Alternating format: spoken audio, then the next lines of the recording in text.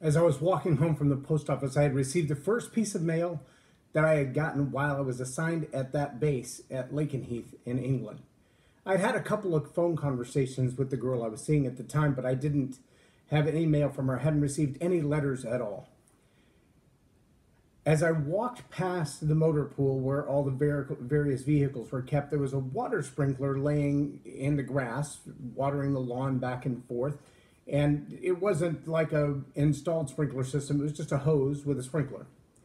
And it would rotate over and cover the building and all the grass, then it would rotate back the other way and cover the grass, but it also covered the majority of the sidewalk.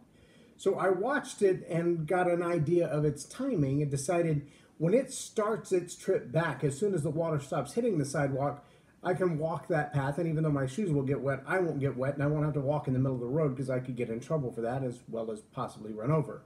So I'll wait until just after the water's hitting the sidewalk, and in that rotation back the other way, and then coming back again, I should have plenty of time to get by. Well, we didn't have cell phones in that day. This was in the early 90s, but I enjoyed reading the letter that I received from my girlfriend when I got that first piece of mail. And so I was intently reading the letter, timing the sprinkler. I waited for it to go past, and I began to walk. And about halfway through, where it was just as far to go forward through the rain, through the sprinkler as it was to go back, the sprinkler freaked out. It didn't just not continue its path the other way, it fell over, and it fell over in such a way that it was aimed right at me. And it soaked my uniform, it soaked my hat, it destroyed the letter. The ink was running down the page. I was trying to hide it under my shirt. Everything I could to run through the rain without falling, to not drop the rest of my mail, to read my letter. And I was so angry. For a moment, the flash went through my head of grabbing that sprinkler by the hose and slamming it against the building until there were no pieces left and the water couldn't come out of it if it tried. And in that moment, a revelation hit me that even if I did that, would I feel better in the end? Would I be justified for destroying the sprinkler given that it destroyed my letter? Would that be an even amount of justice? Would anyone else look at that moment and think, wow, he's pretty much nuts? And that began a change in me that violent, physical temper tantrums had no place in my life. Now, I'm not going to say that I have completely gotten rid of my temper, but I would say as I look back now, I might have actually met the definition of a rageaholic for a season in my life. I remember even within 5 years of that, still raising my voice to my kids for what I look back now and say there was probably a better way of dealing with that. It was the environment that I was raised in, and so there's some answer to the predication of it, what caused it, but that doesn't make it any more right.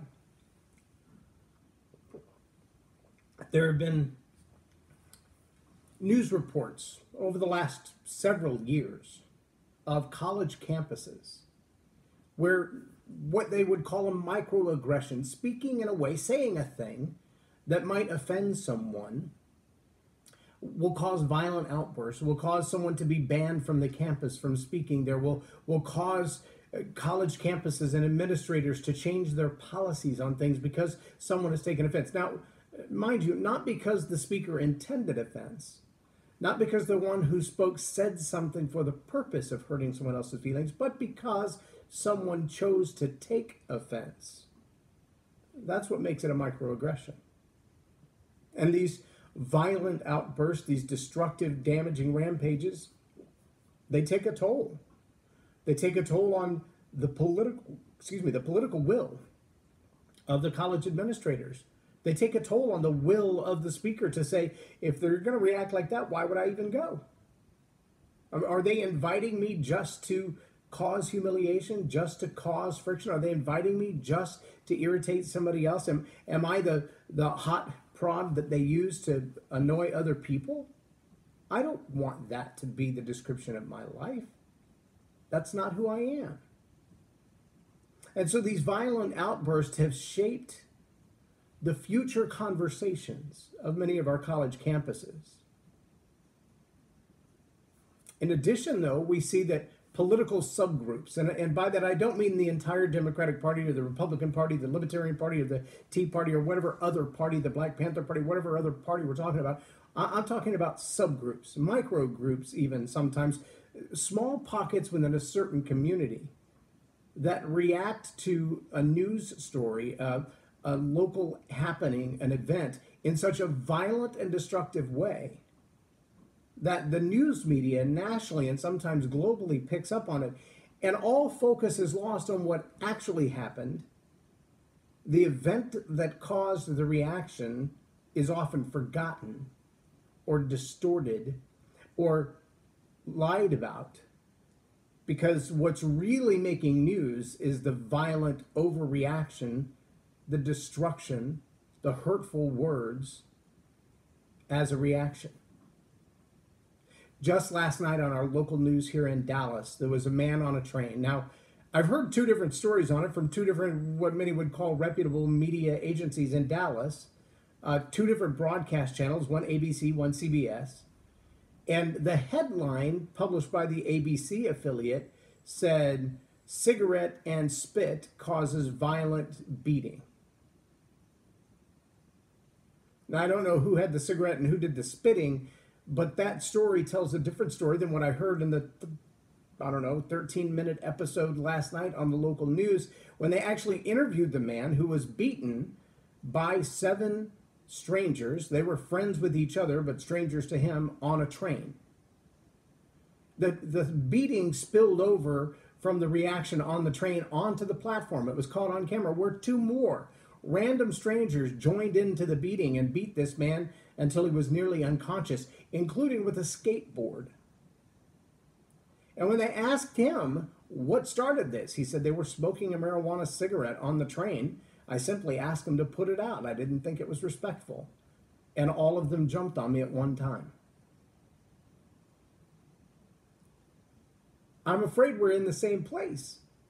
Whether we're talking about political sub-parties, or we're talking about college campuses, or we're talking about roving bands of teenagers who feel like to get their way, to get what they want, whether it's right, wrong, or otherwise, apparently is not the issue.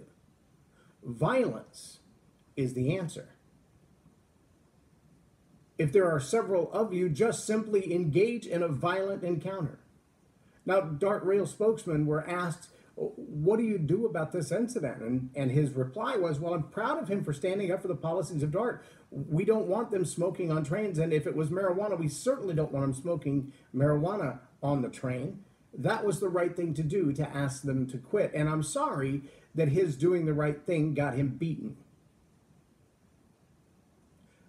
Thanks, Mr. DART spokesman, but what could you do? What will you do? What have you done to prevent another Good Samaritan, another morally conscious, common sense driven human being from doing the right thing? Because right now it looks like whether you say the right thing on a college campus, do the right thing in your community, or do the right thing on a DART train, you stand against stupid, violent behavior. Because the violent will take it by force. They're going to get their way. When he was asked, so what did you do in reaction to this? He said, oh, well, absolutely. We saw it on the DART Rail train the minute they landed on the platform. It was on the cameras. We called the police right away. And they were there within 10 minutes. Let me just give you a little clue, just a small clue. Do you know that many MMA fights that end in the first round end within 30 seconds? Within 30 seconds, someone is incapacitated. Their ability and their will to fight back or defend themselves has reached an end in less than 30 seconds. That's with a referee in the ring. That's a person who's trained and conditioned to take a beating. That's a person who has reached a level in their life of having been beaten in the head, trained and physically prepared for that whipping. Average dad, average mom, they're not ready for that. 10 minutes, they're supposed to survive. 1 on 5 or 7, they're supposed to survive. Thank you for that rapid response, Mr. DART spokesman and local police. This is not a railing against the police. I know they have their hands full. This is a railing against parents and other concerned citizens who need to wake up and understand we have taught, trained, and allowed both our street thugs and our academic elites that if you simply throw a temper tantrum and act like a 5-year-old not getting their way, violently screaming, violently stomping, violently punching, violently hitting, you will eventually get your way. And chances are you'll never be caught. You'll never be charged. You'll never be tried because you had the right to because of someone else's microaggression. Do you see where we might have a problem? Do you see where if we don't get this attitude under control, if we don't begin to work with our young people while they're in elementary, middle, and high school on their attitude, that by the time they get to high school and they're physically capable of attacking a grown man, they're going to be dangerous? And what does it say of our society that our political parties on both sides, on all sides, have allowed the religious debate, the political debate, to reach a place where a microaggression, a word said without intent to offend, can cause violent outbursts? Planned, strategically, tactically executed violent behavior on college campuses. There are congressional hearings going on right now. I saw a 20-second clip of a university president who was taken hostage by people who didn't want a particular speaker to come. And their way of exercising their rights was to lock him into a room where he had to get their permission just to go to the men's room. And every door was guarded. Students on multiple sides, caught on camera. They videoed themselves. It's not like spy cams were doing this. They were so proud of their arrogant and insolent and rebellious behavior that they videotaped it and shared it with the world. P.S. The violent beating that was caught on the train last night was recorded by someone with a cell phone, not the DART cam. It was only when it spilled out onto the platform that DART's cameras were able to do anything. Who was the individual standing there holding the camera? Were they part of the violent group? Were they another innocent bystander recording for posterity?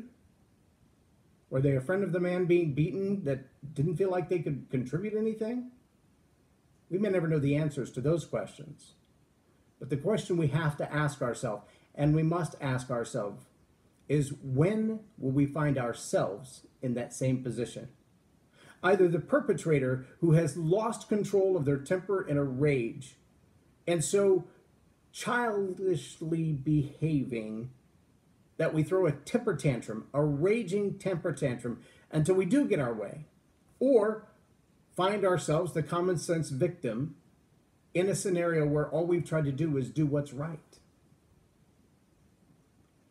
If we don't begin now retraining the attitudes, the leadership essentials necessary for our elementary, middle school, and high school students, this isn't going to get better. It's going to get worse. We've got to get busy. Parents, you've got to do your job as parents. We are the grown-ups, not them. We are the ones responsible for the way they behave until they turn 18. And allowing them to run over us because they want a popsicle when they're 3 is the reason they run over society when they're 23. Stand your ground. Be a good mom. Be a good dad. Do what's right for your family for the long term, for yourself for the long term, for your child for the long term, for society at large for the long term by doing the tough thing today. I am J Loren Norris, and you've been watching Tell It Like It Is TV. Have a blessed day. For those of you still here, make sure you crush that subscribe button. Live on YouTube, live on Facebook every morning about this time.